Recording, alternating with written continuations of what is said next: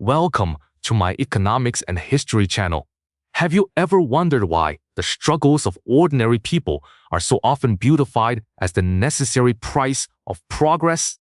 Why is the immense concentration of wealth at the very top consistently disguised as the natural law of the free market? And why, whenever the system collapses, are the tears and sweat of the working class framed as the inevitable growing pains of economic development? When you open the heavy, blood-stained manual of human history, you will discover a terrifying truth. The so-called inviolable economic rules that govern our lives are shockingly repetitive.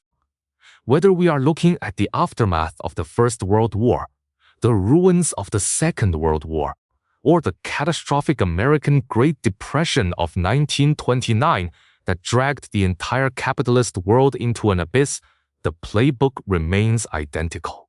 Back then, the elite financial architects on Wall Street stood high above the ruined masses and calmly declared that this was merely a painful but necessary fluctuation in the economic cycle. But today, we are going to strip away that warm, comforting facade. Using the most fundamental logic of macroeconomics and social psychology, we will expose how a disaster that destroyed the lives of tens of millions was not an accident of nature, but a meticulously engineered harvesting of the working class by unchecked capital. Chapter 1. The roaring mirage of infinite prosperity. To truly understand the logic of this century-defining wealth confiscation, we must first rewind the clock to the eve of the Great Depression. We must step into the glittering, intoxicating era known in American history as the Roaring Twenties. The First World War had utterly devastated the European continent, leaving embers and ash where great empires once stood. But for the United States, the war was an unprecedented economic catalyst. America emerged not just unscathed, but as the ultimate world factory and the single largest creditor nation on earth. It was an era of jaw-dropping transformation. Electrical grids spread like veins across the vast country, illuminating the deepest rural darkness. Steel and glass skyscrapers pierced the clouds, standing as monuments to human ambition. The American automobile industry was churning out cars at a phenomenal rate, accounting for a staggering 80% of total global production. The gross domestic product was surging upward with a frightening, almost uncontrollable velocity. If you lived in an American city during this time, the air itself hummed with the promise of endless riches. The music was fast, the buildings were tall, and the future seemed limitless. President Calvin Coolidge even proudly proclaimed to the world that the American people had reached a state of happiness and prosperity rarely seen in the entire history of human civilization. Everyone wanted to believe the dream. Ordinary people read the newspapers every morning, seeing nothing but record-breaking production statistics and glorious economic forecasts. But beneath this blinding grand narrative of national success, hidden deep within the ledgers and factory floors, lurked a fatal macroeconomic paradox. It was a ticking time bomb built on a simple, brutal reality. When a nation's overall productivity skyrockets, but the wage growth of the actual laborers is forcibly suppressed by the capital class, that so-called prosperity is no longer a foundation for the future. It rapidly transforms into an active volcano, waiting for the pressure to break the surface. Chapter Summary. In this chapter, we explored how the post-war boom created an illusion of limitless American prosperity, masking a deep structural flaw where soaring national wealth diverged sharply from the reality of everyday workers. Chapter 2. The Great Wage Stagnation and the Productivity Theft. Throughout the entirety of the 1920s, thanks to the widespread implementation of the assembly line and Taylorism, the efficiency of American factories reached terrifying new heights. Workers were reduced to human cogs in a giant industrial machine, their movements calculated to the millisecond to maximize output. Because of this relentless optimization, American industrial productivity surged by an astonishing 43%. Logically speaking, if the economic pie was growing that fast and the factories were churning out that many more goods, the hardworking people sweating on the assembly lines should have seen their incomes take off into the stratosphere. They were, after all, the ones creating this tangible wealth. But the cruel, hidden truth of the 1920s was vastly different. Over the course of a full decade, the real wages of American industrial workers grew by a pitiful margin of less than 8%. So the most important question of the era emerges. Where did that massive, unprecedented mountain of newly generated wealth actually go? The answer is as simple as it is enraging. It was entirely swallowed by the top-tier plutocrats and monopolistic corporations in the form of staggering profits. During that same 10-year period where worker pay barely budged, corporate profits nationwide exploded by 62%, and shareholder dividends skyrocketed by 65%. On the eve of the 1929 market collapse, the wealth inequality had reached a psychologically incomprehensible level.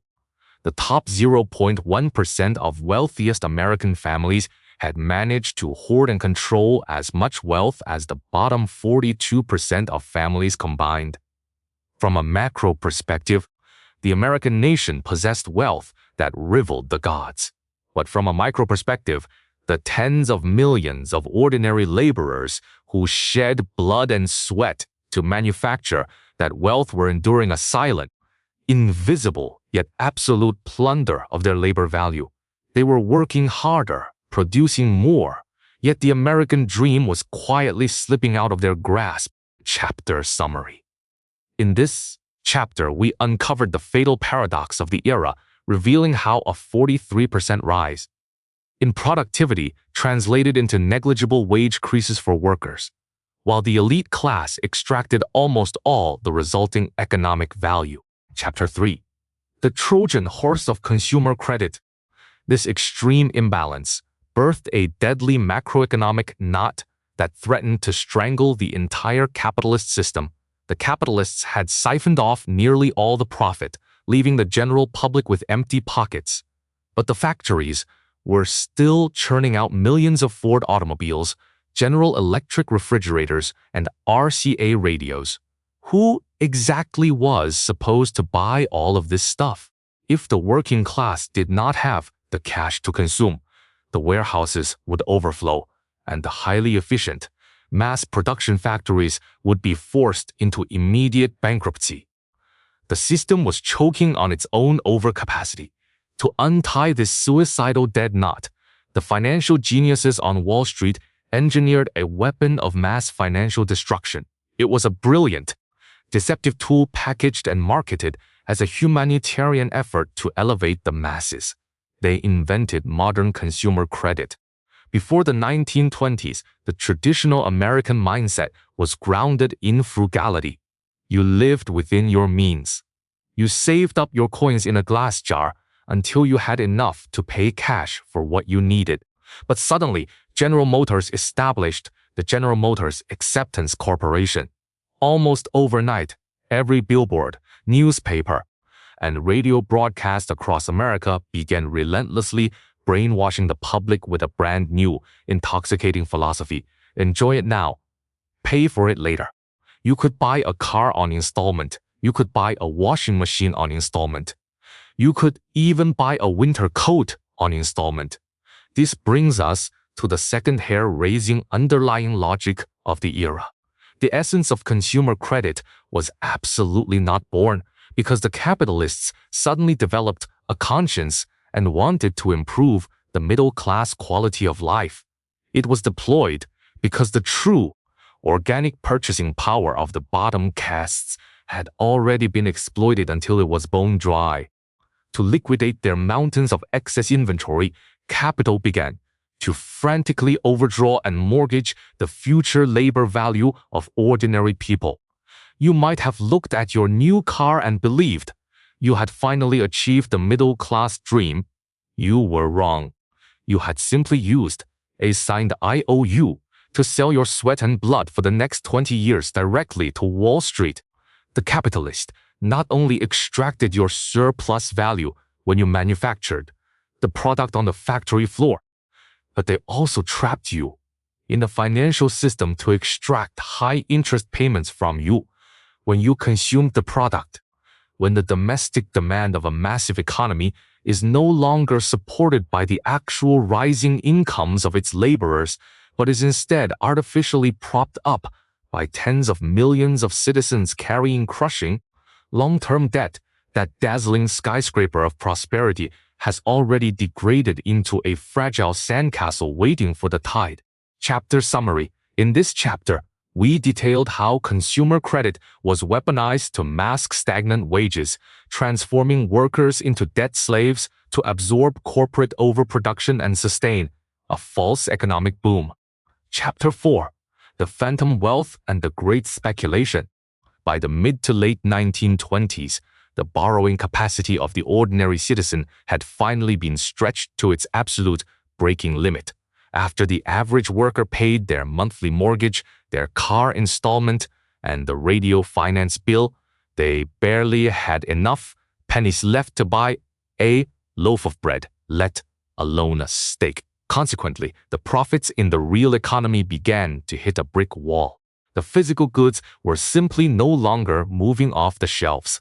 So, a terrifying question emerged for the global economy. Where should the top 1% of oligarchs send the grotesquely massive piles of cash they had systematically extracted from the bottom over the past decade? Capital is intrinsically smart, highly efficient, and absolutely cold-blooded. These elites were certainly not going to reinvest their billions into building more real-world factories when the existing ones were already suffering from severe overcapacity and starving for consumers. Like a starving, rabid beast smelling blood in the water, this ocean of unregulated capital frantically flooded into the virtual asset pools that promised myths of overnight wealth. It poured directly into real estate and the stock market. This represents the most fatal metastasis in the macroeconomic body. When consumption at the bottom dries up, wealth at the top inevitably detaches from the real economy and plunges into hollow speculation. Down in Florida, humanity witnessed one of the most absurd real estate manias in recorded history.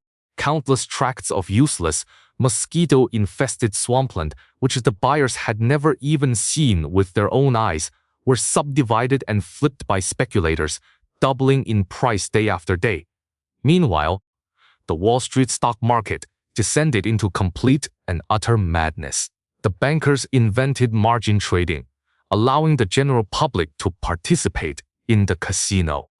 You only needed a 10% down payment to borrow heavy capital from the bank just to gamble on stocks. This created a horrifying closed loop of financial ruin.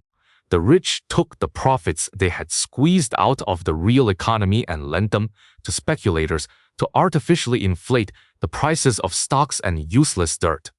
Simultaneously, the poor remained trapped on the assembly lines, bitterly struggling to service their exponentially growing debt. The entire wealth of the society was spinning in a void, using money to manufacture fake money, continuously pushing the paper price of assets to stratospheric heights. It fabricated a shimmering, gilded era of universal ecstasy. But the game of passing the exploding parcel ultimately depends on the last person holding it. And in this cruel game, the people required to keep the music playing were the very same exhausted, impoverished laborers who could barely afford to pay the interest on their own existence. Chapter summary. In this chapter, we observed how elite capital, unable to profit from a debt-exhausted real economy, poured into speculative bubbles like Florida real estate and Wall Street margin trading, creating a delusional era of phantom wealth. Chapter 5. The slaughter of the middle class and the absurdity of capital. On October 24, 1929, a day eternally branded as Black Thursday, the final, frayed thread of confidence sustaining this fraudulent prosperity snapped. The Wall Street stock market experienced an unprecedented, apocalyptic avalanche. In the span of a single night, countless proud middle-class families saw their entire life savings and imagined fortunes evaporate into absolute nothingness. Thousands of banks unable to recall the toxic loans they had recklessly issued to stock speculators and consumers collapsed in a terrifying chain reaction. Across the nation, factories that could no longer secure operating loans and faced zero consumer demand shut their heavy iron doors en masse, throwing millions onto the cold streets. During this dark hour, if you had asked the sitting United States Secretary of the Treasury, Andrew Mellon, how to rescue the nation from this crisis, the answer provided by this billionaire magnate was suffocatingly cold. He famously advised the president to liquidate labor, liquidate stocks, liquidate the farmers, liquidate real estate. He argued that it would purge the rottenness out of the system. People will work harder, live a more moral life. Do you see through this highly professional, carefully packaged rhetoric? This is the brutal, mind-shattering truth I must expose. The elite echelons will always beautify a systemic distribution disaster as a natural clearing of the market, a painful but necessary treatment for society. Who exactly bears the true cost of this so-called liquidation? The grand capitalists had already cashed out at the absolute peak long before the bubble popped. After the crash, while holding oceans of liquid cash, they swooped in like scavenging vultures. They frantically monopolized and bought up bankrupt small businesses, high-quality factories, and prime real estate at ridiculous discounts of 90% off their true value. And what about the ordinary people who were crushed under the weight of their mortgages and consumer debt? They were mercilessly evicted from their homes because they missed a single payment. Their Ford cars and precious radios were repossessed by the banks. Millions of human beings were rendered homeless, wandering the streets like ghosts. They built shanty towns made of cardboard boxes in Central Park.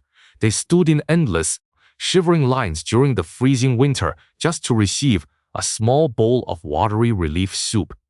This so-called periodic adjustment of economic laws was, in reality, the ultimate and most violent method of funneling wealth from the bottom upward into the pockets of the few. As the Great Depression reached its darkest depths, humanity witnessed the most absurd and counterintuitive spectacle in the history of civilization. On the grimy streets of the cities, tens of thousands of unemployed workers and emaciated, malnourished children were desperately digging through garbage cans just to find rotting scraps of food. Some literally dropped dead on the pavement from severe starvation. Yet, just a few hundred miles away, on the vast farms of the American Midwest, agricultural owners were doing something that seemed to mock the very core of human intelligence. They were pouring hundreds of thousands of gallons of fresh, nutritious milk directly into the rushing waters of the Mississippi River. They were using mountains of perfectly good golden corn as cheap fuel, shoveling it into roaring furnaces to keep warm. They allowed enormous flocks of sheep and cattle to be slaughtered and left to rot in the open wilderness. On one side of the country, there was horrific scarcity and mass starvation. On the other side, there was a grotesque overabundance and willful destruction of sustenance. Why did this happen? This is the exact flawed economic law we must tear down. Under the absolute pure logic of capital profitability, demand does not mean whether your stomach is aching with hunger. Demand strictly means whether you have hard currency in your pocket to pay for it. The market price of agricultural products had plunged into the abyss. If a farmer paid to transport his milk into the starving city, the shipping costs would be vastly higher than what the penniless citizens could afford to pay for the milk itself. The logic of capital is bone-chillingly ruthless. If they distributed the food for free to save the starving poor, the overall market price of agricultural goods would crash even further, and the farmers would face instant bankruptcy. Therefore, to artificially maintain commodity prices and to protect the imaginary values written in financial ledgers, the physical destruction of real, life-saving material wealth became the optimal solution for capital during this economic cycle. In this demonic system, the fundamental right of an ordinary human being to simply survive is always ranked lower than the sacred pricing power of capital. The so-called efficiency of the free market ripped off its righteous disguise, revealing itself as a precision-engineered machine designed to slaughter the survival hopes of the lower classes. Chapter Summary. In this chapter, we expose the extreme cruelty of capital during the crash, highlighting how elites profited from the ruin of the middle class and the bizarre tragedy of destroying food, while millions starved simply to protect market prices. Chapter 6. The masterclass in gaslighting and blame shifting. When the agony of society reached a boiling point that threatened to tear the entire capitalist structure to shreds, how did the distant, untouchable elites pacify the roaring anger of tens of millions of ordinary citizens? They deployed an exceptionally brilliant, yet incredibly sinister system of rhetoric, the narrative of victim blaming. If you open the mainstream newspapers from that era, you will not find any profound reflection on the extreme injustice of wealth distribution. You will not see any investigations holding Wall Street accountable for pushing boundless, predatory loans onto the public. Instead, famous economists and powerful politicians filled the front pages with endless lectures directed at the common people. They looked down from their ivory towers and told the masses, the reason the Great Depression happened is because you, the ordinary people, were far too greedy over the last few years. You borrowed too much money that you had no business borrowing. You engaged in irrational advance consumption. You bought houses and cars without living within your modest means. And now that you are bankrupt and starving, it is nobody's fault but your own. You brought this calamity upon yourselves. In the face of unimaginable hardship, these elites lectured that the poor must reflect on their own lack of effort and must use harder work and stricter frugality to overcome these difficult times together. Do you comprehend the utter malice of this narrative? Capital not only harvested your entire lifetime of wealth, but it also systematically stripped you of your moral innocence. They conveniently forgot to mention who exactly spent the last 10 years ruthlessly suppressing worker wages so they could not afford to live. They refused to name who plastered the skies with deceptive advertisements designed to lure desperate people into taking high-interest loans. They ignored who exactly transferred the massive, systemic risks of a giant economy directly onto the shoulders of fragile working-class families who had zero capacity to absorb such financial shocks. By masterfully using this gaslighting narrative, they shifted the blame for a macroeconomic collapse caused by systemic greed and unequal distribution onto the supposed micro-level flaws of the working class, claiming the poor lacked discipline, lacked hustle, and consumed irrationally. Through this perfect packaging of lies, the millions of ordinary laborers struggling on the brink of death did not just lose their jobs, their savings, and their homes. They were also crushed by a deep, internalized sense of guilt, truly believing that they had personally ruined their own lives through stupidity. The sharp blade of capital did not merely slit the financial throats of the working class. It psychologically murdered their ability to cry out against the injustice. Chapter Summary. In this chapter, we examined the psychological warfare waged by elites who successfully brainwashed the public into believing that the systemic economic collapse was actually the fault of individual greed and laziness among the poor. Chapter 7. the brink of destruction and the blood-forged truth. This nightmarish machine of downward cannibalization continued to grind human lives into dust until Franklin Delano Roosevelt took office and smashed the brakes with massive government intervention known today as the New Deal. Roosevelt possessed a terrifyingly clear understanding of the situation. He realized that if they did not fundamentally rewrite the rules of wealth distribution, if they did not forcibly rip profits out of the hands of the elite and stuff cash directly into the pockets of the poor, the capitalist world would literally eat itself alive until nothing was left. And so, unprecedented actions were taken. The National Industrial Recovery Act was forged, legally mandating minimum wages and strict maximum working hours to stop the bleeding of the working class. The Wagner Act was passed, finally granting workers the legal weapon to form unions and negotiate head-to-head against the giant capitalists. A shocking wealth tax was imposed on the elite, reaching an eye-watering peak of 79%, forcibly executing a massive transfer of wealth from the top back to the bottom.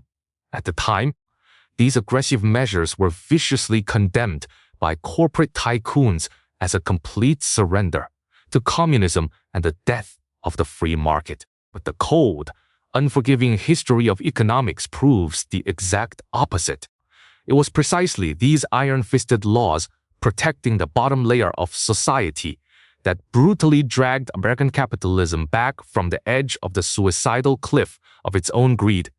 It proved an eternal, blood-forged truth paid for by the suffering of tens of millions of lives.